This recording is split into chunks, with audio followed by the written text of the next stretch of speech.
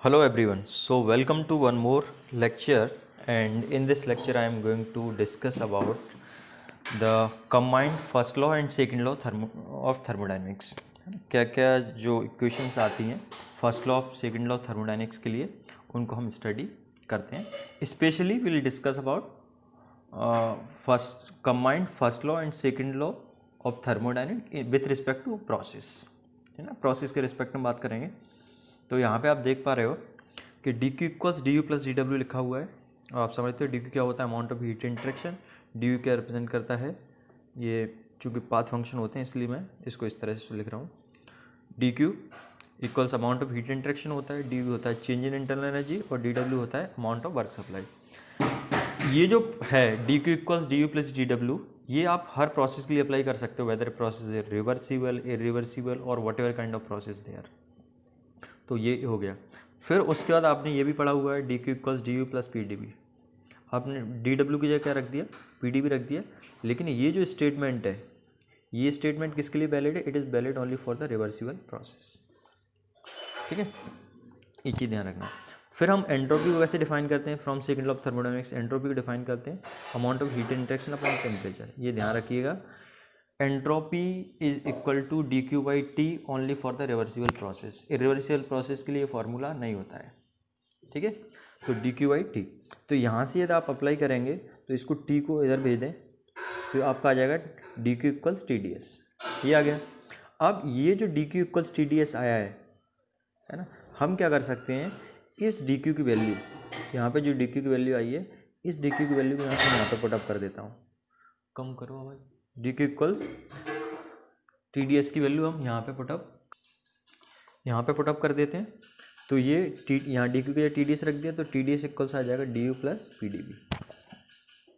अब यहाँ पे एक चीज़ ये है कि देखो यहाँ पे टेम्परेचर क्या है, ये भी प्रॉपर्टी है या पॉइंट फंक्शन है. एंट्रोपी पॉइंट फंक्शन है. डी यू इंटरनल एनर्जी है, ठीक है, और ये पी डी बी है, पी प्रेशर और डी वी वॉल्यूम. तो ये सब क्या है, इसमें प्रॉपर्टी रिप्रेजेंट कर रहा है. ठीक है. अब डी यू कैसे प्रॉपर्टी है, डी यू बेसिकली क्या होता है, M C V delta T, है ना. तो उसके हिसाब से तो यहाँ पे डी एस इक्वल्स आ गया D U upon T, P इसको टी से डिवाइड कर दिया तो P upon T into D V. ये इक्वेशन आपकी यहाँ से आ गई. अब आप इंथैल्पी के टर्म्स में देखें तो इंथैल्पी के टर्म्स में H equals U plus P V. ये हर चीज़ के लिए वैलिड है. हर चीज़ के लिए वैलिड का मतलब रिवर्सिबल प्रोसेस हो चाहे रिवर्सिबल प्रोसेस हो, आइडियल गैस हो, रियल गैस हो, सॉलिड हो, लिक्विड हो, हर किसी के लिए जो इंथैल्पी का फार्मूला है वैलिड है. H equals U plus P V. इसमें एच इंथैल्पी को रिप्रेजेंट कर रहा है, यू इंटरनल एनर्जी को रिप्रेजेंट कर रहा है, पी प्रेशर को, वी वॉल्यूम को. तो यदि आपको इसको डिफ्रेंशिएट करेंगे तो डिफ्रेंशिएट कर देंगे तो क्या हो जाएगा, डी एच इक्वल्स क्या आ जाएगा, डी यू आ जाएगा, और पी इसको डिफ्रेंशिएट करेंगे तो ये क्या हो जाएगा, डी पी बी. ठीक है, तो इसको पार्शियली डिफ्रेंशिएट करेंगे तो पी डी बी हो जाएगा प्लस वी डी पी आ जाएगा. तो डी एच इक्वल्स, अब आपने देखा ये D U plus P D V, ये क्या होता है, डी क्यू होता है. तो हम D U plus P D V क्या पुटअप कर सकते हैं, डी क्यू पुटअप कर सकते हैं. तो यहाँ से डी एच इक्वल्स आ गया D Q plus V D P. ठीक है, ये स्टेटमेंट कहाँ से आया, आपका फर्स्ट लॉ ऑफ थर्मोडायनेमिक्स से आया. आप ये यहाँ पे देख पा रहे हो. उसके बाद आपने डी एस को इस तरह से भी डिफाइन किया है, change in entropy D Q by T. तो यहाँ से टी डी एस इक्वल्स क्या, डी क्यू इक्वल्स क्या जाएगा, टी डी एस आ गया. ये सेकंड लॉ से आ गया. तो ये जो वैल्यू आई है डी क्यू की, ठीक है, ये डी क्यू की जो वैल्यू आई है, इस वैल्यू को हम क्या करते हैं, इस वैल्यू को इस इक्वेशन पुटअप कर देते हैं. ठीक है, इस वैल्यू को इस इक्वेशन पुटअप कर दिया तो क्या आ गया, इस वैल्यू को आपने इस इक्वेशन पुटअप किया तो आ गया आपका डी क्यू की टी डी एस है. तो डी एच इक्वल्स आ गया T D S plus V D P. तो यहाँ से टी डी एस इक्वल्स क्या आ गया, D H minus P D P. इसको हम बोलते हैं combined first law and second law equation. ठीक है, इसको हम क्या बोलते हैं, combined first law and second law equation. तो फर्दर जो इक्वेशन आई है आपके T D S equals D H minus V D P, आप इसको कैसे लिख सकते हो, D S D H by T, ये टी से डिवाइड कर दिया और ये. तो अब देखो यहाँ पे डी एस क्या रिप्रेजेंट कर रहा है, डी एस आपका पॉइंट फंक्शन है, इंथैल्पी पॉइंट फंक्शन है, वॉल्यूम पॉइंट फंक्शन है, टेम्परेचर पॉइंट फंक्शन है, प्रेशर भी पॉइंट फंक्शन है. तो चूंकि ये सारे पॉइंट फंक्शन हैं इस इक्वेशन में, तो इसका मतलब ये इक्वेशन है, ये पाथ पे डिपेंड नहीं कर रही है, ये सिर्फ डिपेंड कर रही है एंड पॉइंट्स पे। चूँकि ये एंड पॉइंट्स पे डिपेंड कर रही है तो ये इक्वेशन आपका रिवर्सिबल और रिवर्सिबल प्रोसेस दोनों के लिए वैलिड है। तो TDS के लिए आपके दो इक्वेशन आएगा, TDS इक्वल से आएगा DU प्लस PDV आ गया, हमने कैलकुलेट किया है, और TDS इक्वल से आएगा DH माइनस VDP। इन दोनों इक्वेशन को आप कहीं भी यूज़ कर सकते हो। तो मैं समराइज करूँ तो आप यहाँ पे देख पा रहे हो कि DQ equals DU plus PDV है। इस इक्वेशन को हम कहाँ वैलिड लिख सकते हैं, ये इक्वेशन आपका फर्स्ट लॉ का है और ये हर प्रोसेस के लिए वैलिड है, ऑल प्रोसेस, चाहे प्रोसेस आपका रिवर्सिबल हो या इरिवर्सिबल हो। ये आपका किसके लिए वैलिड है, सिर्फ रिवर्सिबल प्रोसेस के लिए वैलिड है। TDS, ठीक है, ये एंट्रोपी वाले उससे आया है, तो ये भी आपका किसके लिए वैलिड है, रिवर्सिबल प्रोसेस के लिए।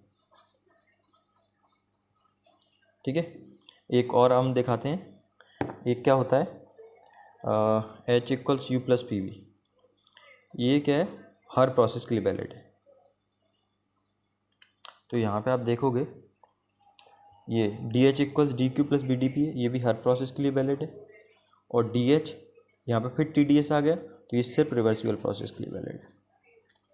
ठीक है, तो TDS equals DH minus BDP, ये भी किसके लिए वैलिड है, ये, हाँ, अब इसमें आप एक चीज़ देखोगे, यहाँ पे थोड़ा सा अलग है, ये टेम्परेचर क्या है, प्रॉपर्टी है, DS प्रॉपर्टी है, DH इंथैल्पी प्रॉपर्टी है, तो ये सारे क्या है आपका पॉइंट फंक्शन को रिप्रेजेंट करते हैं। पॉइंट फंक्शन को रिप्रेजेंट करने का मतलब ये पाथ पे डिपेंड नहीं करते हैं, पाथ पे डिपेंड नहीं करते हैं, तो इसका मतलब ये एंड पॉइंट्स पे डिपेंड करते हैं। तो एंड पॉइंट्स पे डिपेंड करने का मतलब ये है कि वो प्रोसेस या वो इक्वेशन जिसमें सारे जो आपके वेरिएबल्स हैं, है ना, वो क्या हो, एंड फंक्शंस हों, या बोलते हैं उसको पॉइंट फंक्शन हो, एंड फंक्शन नहीं बोलते, पॉइंट फंक्शन हो, तो वो प्रोसेस आपका रिवर्सिबल और इरिवर्सिबल दोनों प्रोसेस के लिए वैलिड होता है।